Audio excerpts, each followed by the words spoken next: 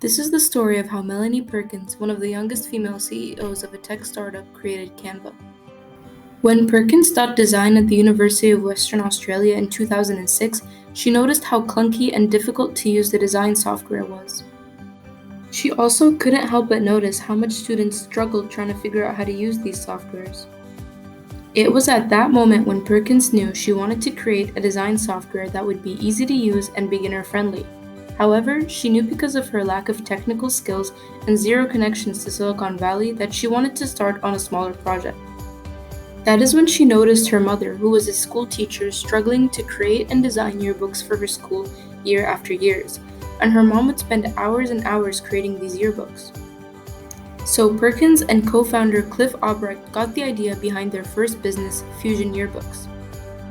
But since neither of them had any coding skills, they enlisted the help of Greg Mitchell to help them develop the first version of Fusion Yearbooks, and the three of them sat and created the software together and eventually launched it. And at the same time, Melanie was still a full-time student at her university and was working multiple part-time jobs. Regardless, the launch was extremely successful and they added multiple schools.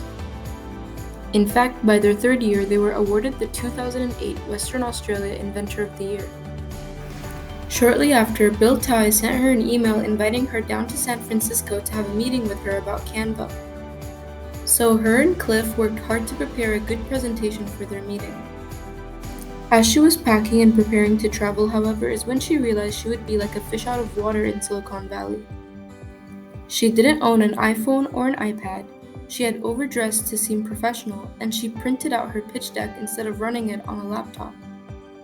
Despite this, the meeting still went well. In fact, Bill introduced her to their first investor, Lars Rasmussen. Bill then invited the duo to his kitesurfing and venture conference, and Perkins started to learn how to kitesurf in order to impress the investors, but unfortunately no deals were made. But after multiple attempts, they were able to land their first tech co-founder, Cameron Adams. Then they began to host numerous fundraisers, where Melanie saw over 100 rejections because of reasons like their HQ being in Australia, which was too far from the Bay, and having no Harvard, Stanford, or MIT backgrounds, and many investors believing that Canva was too overpriced to invest in. But Melanie continued to travel to the Bay Area in order to find investors, but she came back empty-handed. She still continued to work hard to prove herself and her business idea.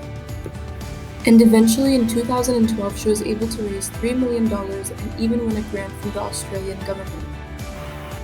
And now that they had the funds to create Canva, they started to work on developing it. But the design stage took a lot longer than anticipated, to the point where investors were concerned. But once Canva launched in 2013, it saw immediate success. And as of May 2021, she was announced as one of Australia's richest women.